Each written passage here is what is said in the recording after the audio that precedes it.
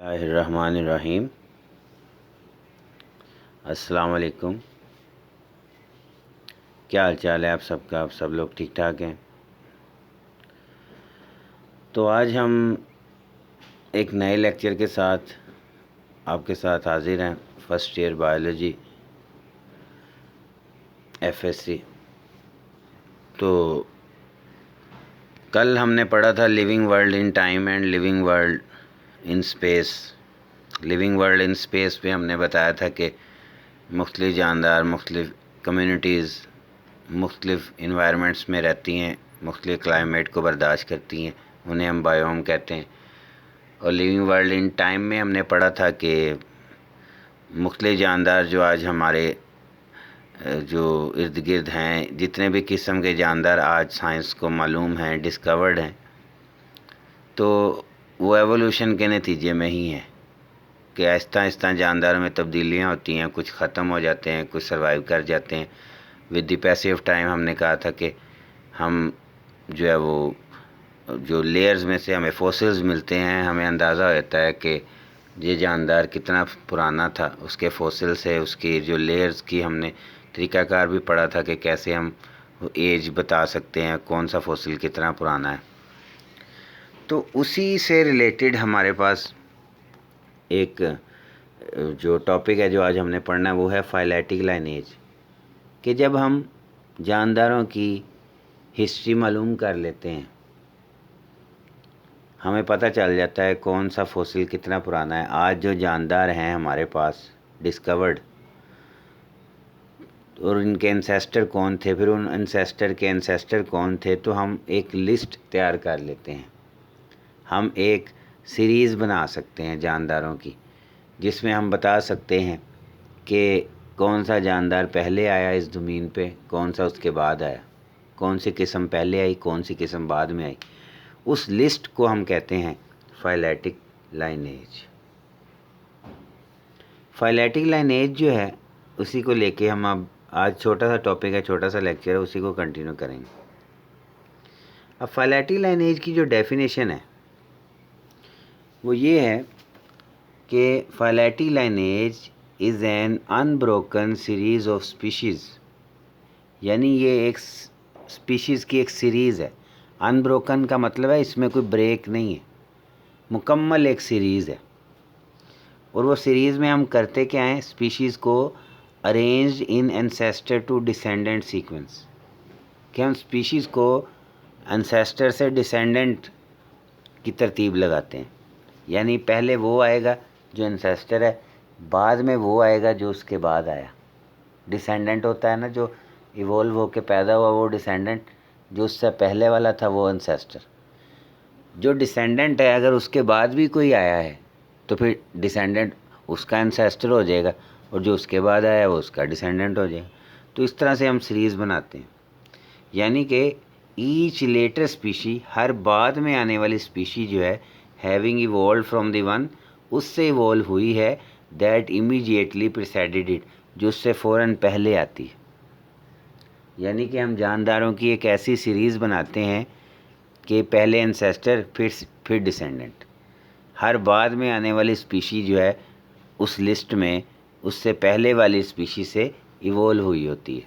उस सीरीज़ को, उस सीक्वेंस को हम कहते हैं फाइलेटिक लाइनेज।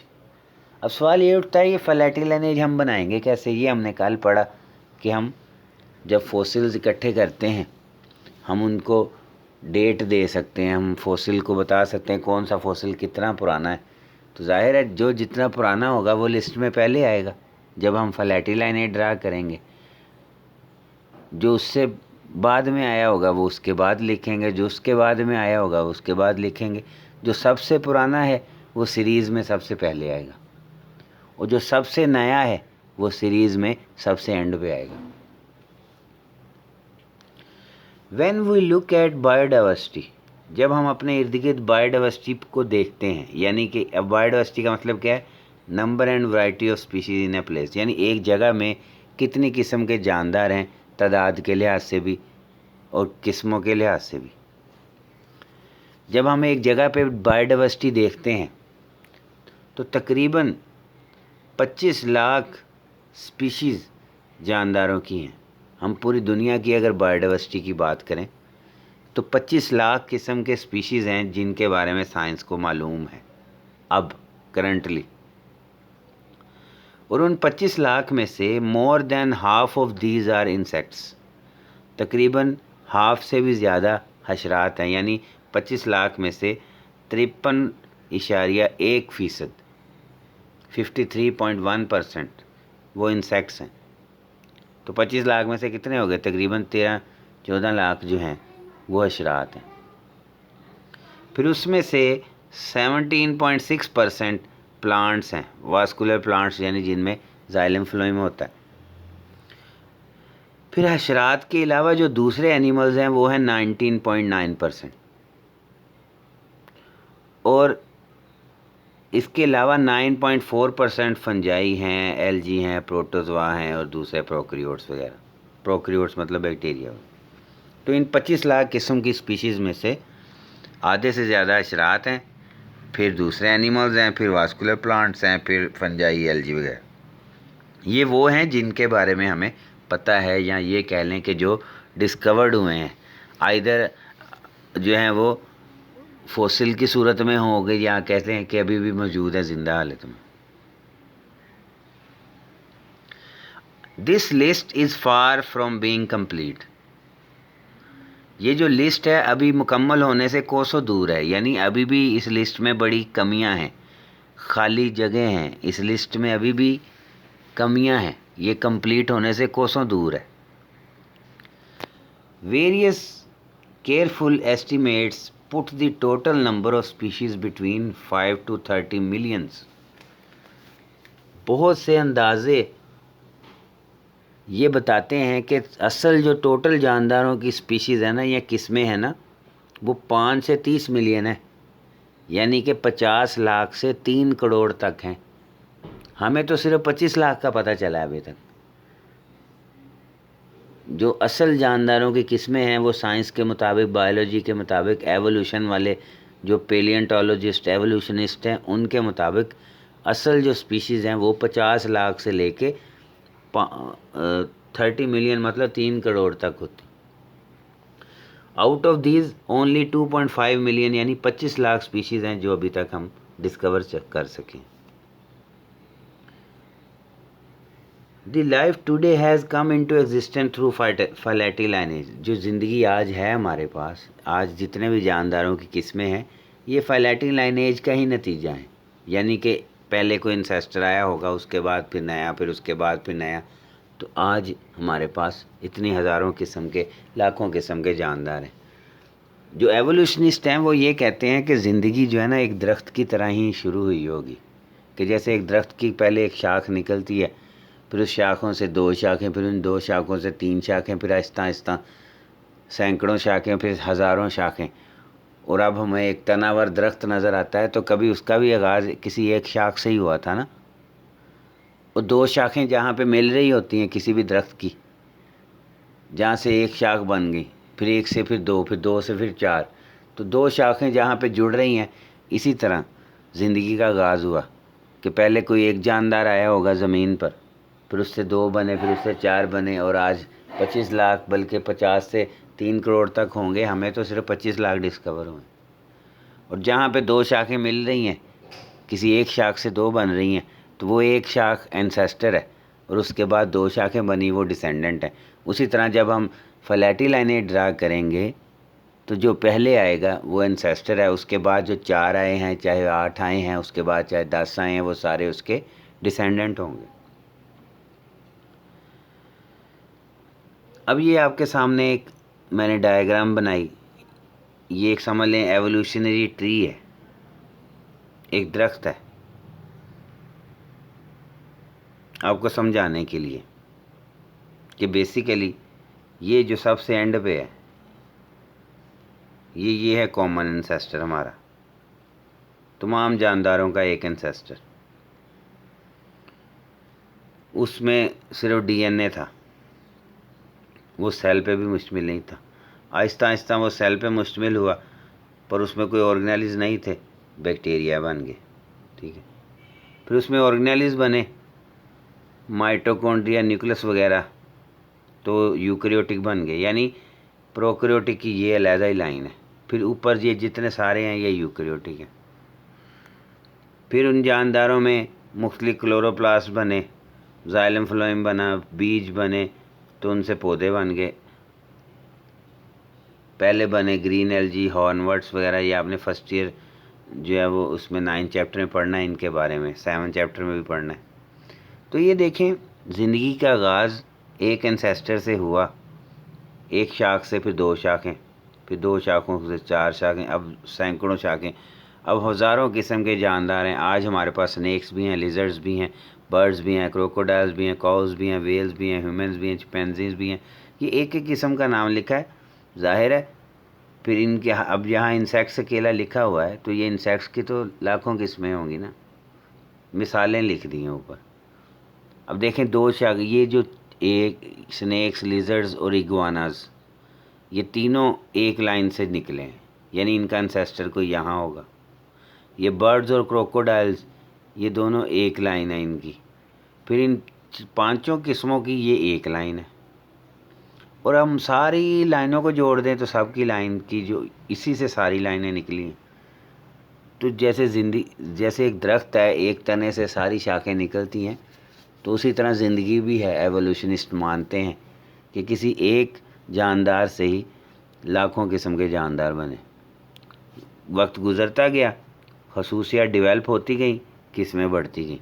जैसे इधर सिर्फ हम एक पोर्शन इसका डिस्कस करते हैं जी, पौधों वाला, कि अर्ली प्लांट्स में 2 ग्रुप्स थे। ये 2 लाइनें हैं ना, एक ये लाइन है और एक ये लाइन है। इस लाइन वालों में जाइलम फ्लोएम नहीं है, ये ग्रीन एल्गी हैं, ये हॉर्नवर्ट्स वगैरह। फिर जिनमें जाइलम फ्लोएम है वो ये वाली लाइन है, यानी ये सारे जानदार जाइलम फ्लोएम वाले हैं। फिर जिनमें ये बीज, आगे जाके बीज बना, यानी ये फंड्स वो हैं जिनमें बीज नहीं था, फिर बीज बाद में बना। फिर बीज जिनमें बना, जिनमें बीज नेकेड थे, यानी जिनके इर्द गिर्द कोई कवरिंग नहीं थी, वो कोनीफर्स। फिर क्लोज्ड सीडेड, यानी जिनमें बीज कवर्ड थे, प्रोटेक्टेड थे। फिर आगे डाइकॉट, फिर आगे मोनोकॉट, फिर आगे किस्में ग्रासेस, पाम्स वगैरह। यानी कि जैसे जैसे वक्त गुज़रता है, खसूसियात बढ़ती हैं, तो जानदारों की किस्में भी बनती। तो ये तो सिर्फ पौधों का हिस्सा, जानवरों में भी इसी तरह। देखिए यहाँ पे खसूसियात लिखी हैं, ऑर्गन्स, नर्वस सिस्टम डेवलप हुए, जाज डेवलप हुए, हेयर्स डेवलप हुए, तो फिर जानदारों की किस्में भी बढ़ती गई। तो ये फाइलेटी लाइनेज से हमें पता चलता है। जैसे हम आम ज़िंदगी में कोई किसी ख़ानदान का, किसी पैगंबर का, किसी इंसान का शजरा नसब बनाएंगे, तो हम उसके लिखेंगे इसके परदादा दादा कौन थे, फिर उसके बाद कौन आया, फिर उसके बच्चे कितने थे, फिर उसके कौन आया। वो एक आम ज़िंदगी में, एक हमारा रोज़मर्रा ज़िंदगी में किसी एक फैमिली का शजरा नसब। ये जो फाइलेटी लाइनेज है, ये जानदारों की किस्मों का शजरा नसब है, जिसमें हम ये बताना चाहते हैं कि एवोल्यूशनरी पॉइंट ऑफ व्यू से कौन सी किस्म पहले आई सबसे, फिर उसके बाद कौन सी आई, फिर उसके बाद कौन सी आई, एंसेस्टर कौन था, डिसेंडेंट कौन था। अब देखें यहाँ लिखा हुआ है वर्ड कॉमन एंसेस्टर, सबसे नीचे कॉमन एंसेस्टर। अब वो कॉमन एंसेस्टर कौन है, किसी को नहीं पता। एस्टिमेट्स तो ये बताते हैं कि वो कोई प्रोकैरियोट होगा, लेकिन वो कौन सा जानदार था वो अभी हमें इसके बारे में नहीं पता। उसकी रीज़न क्या है? Evolutionary change often produce new species. Evolutionary changes से ही नई स्पीशीज़ बनती हैं और बायोडाइवर्सिटी में इजाफा होता है, यानी किस्मों में इजाफा होता है। If we had a complete record of history of life on this planet, अगर हमारे पास इस प्लैनेट, इस ज़मीन पर हर जानदार का डाटा होता, तो जो हम हर जानदार की अलहदा से लाइनेज ड्रा करते, तो हमें पता चलता कि सबका एंसेस्टर कोई एक ही है। जैसे पीछे मैंने एक डायग्राम में दरख्त के बारे में बताया। लेकिन हमारी किस्मत कि हमारे पास रिकॉर्ड की कमी है, वी लैक द रिकॉर्ड। क्यों रिकॉर्ड की कमी है? देखिए, हमें कैसे पता चला डायनासोर थे, हमें कैसे पता चला हिस्ट्री में फ़लाँ जानदार था, इतने साल पुराना था। इंसान तो कुछ ज़मीन पे कोई 40-50 हज़ार साल से है ना इंसान ज़मीन पे। हमें ये भी पता है इंसानों से पहले कौन से जानदार थे, हमें कैसे पता है? करोड़ों साल पहले के जानदारों का हमें पता है, कैसे पता है? क्योंकि आज हमें उनके फॉसिल्स मिले हैं। फॉसिल्स क्या होते हैं? फॉसिल किसी भी जानदार का कोई बॉडी का पार्ट, जैसे बोन हो गई, किसी भी ज़रूरी नहीं कि फॉसिल कोई हिस्सा ही मिले तो वो फॉसिल है। कोई निशान भी फॉसिल कहलाता है कि एक जानदार था, सख्त था, वो मर गया, उसकी बॉडी हार्ड थी, लेकिन वो सॉइल के नीचे जब दबा वो डिकम्पोज हो गया, उसके बॉडी का पार्ट तो कोई नहीं सर्वाइव किया, ना कोई हड्डी ना कुछ, लेकिन चूँकि वो सख्त था, जब मिट्टी शुरू में जमी थी वो नरम थी, तो उसके डिकम्पोज होने से उसके कोई निशान भी रह जाएंगे। जैसे कई पौधों के पत्तों के स्टेम के निशान मिलते हैं, तो उससे अंदाज़ा लगाते हैं ये पौधा किस तरह का दिखता होगा। तो फॉसिल रिकॉर्ड मिलने से ही हमें ये आइडिया हुआ है, लेकिन हमारे पास रिकॉर्ड मुकम्मल नहीं है। ज़रूरी तो नहीं है हमें दुनिया में जितने भी जानदार अब इस दुनिया में नहीं हैं, ख़त्म हो चुके हैं, सबके फॉसिल हमें मिले हों। हो सकता है साइंस का ख्याल है कि many soft bodied organism of the past, कि माजी में कई नरम जिस्म वाले जानदार भी होंगे जिन्होंने अपना कोई निशान नहीं छोड़ा फॉसिल की सूरत में। जब हमें कोई फॉसिल मिला ही नहीं है किसी जानदार का, जिसका तो मिला है उसका तो पता है, जिसका फॉसिल ही नहीं मिला, हो सकता है इन फ्यूचर उनके भी मिल जाए, लेकिन अभी तक तो किसी का, जिनका मिला है हमारे पास उन्हीं का रिकॉर्ड है। जिनका नहीं मिला, या तो वो हमारे इर्द गिर्द ही है, हमें नहीं मिला, या फिर वो दूसरी रीज़न ये है कि वो सॉफ्ट बॉडीड थे, उन्होंने अपना कोई निशान ही नहीं छोड़ा। जब तक हमें हर जानदार की फाइलेटिक लाइनेज का पता नहीं चलेगा, तब तक हम ये बताना भी हमारे लिए मुश्किल होगा कि कॉमन एंसेस्टर कौन था। हमारे पास रिकॉर्ड की कमी है। अगर हमारे पास हर जानदार का रिकॉर्ड आ जाए, तो जब हम सारी लिस्टों को ड्रा करेंगे, सारी लिस्टों को जोड़ेंगे, सारी शाखों को जोड़ेंगे, तो हमें पता चलेगा ये सारी शाखें, सारी लिस्टें किसी एक जानदार से ही निकली। तो ये था फाइलेटिक लाइनेज का मकसद। क्यों हम जानदारों की हिस्ट्री के बारे में ढूंढते हैं, क्यों हम ये पता चलाना चाहते हैं कि कौन पहले आया, ताकि हमें पता चल सके ज़मीन पर ज़िंदगी का आगाज़ कैसे हुआ है, हमें जानदारों का आपस का रिलेशन पता चल सके, कौन किसी से कितना मिलता जुलता है, कौन किसका एंसेस्टर है, कौन किसका डिसेंडेंट है। तो ये नॉलेज भी, ये तो बायोलॉजी की अलग ब्रांच है एवोल्यूशन, उसमें हम इस चीज़ को डिस्कस करते हैं। तो ये था आज आपका टॉपिक फाइलेटिक लाइनेज। इसको पढ़ें, इसको समझें। कोई भी बात आपके जहन में हो, कोई कन्फ्यूजन, कोई, उसको मेरे से सवालात पूछ के क्लियर करें। मैंने कोशिश की, आपको छोटा सा टॉपिक था फिर भी उसको एक्सप्लेन करने की कोशिश की, और मेरी जो है उम्मीद करता हूँ कि इंशाल्लाह जो है वो आप सब लोग इससे आप इस्तेफ़ादा होगा। और किसी किस्म की कोई कन्फ्यूजन और क्वेश्चन हो तो मैं हाज़िर हूँ, आप मुझे किसी भी वक्त मैसेज कर सकते हैं। जब भी मैं मैसेज रीड करता हूँ तो मैं बच्चों को जवाब देता हूँ और उनको कोशिश करता हूँ कि उनको सेटिस्फाई करूँ। ठीक है, इंशाल्लाह कल फिर नए लेक्चर के साथ, नए टॉपिक के साथ हम हाज़िर होंगे। आज के लिए इतना ही। इसी को पढ़ें, इसी को समझें, और अल्लाह आप सबका हामी नासिर हो। अल्लाह हाफिज़।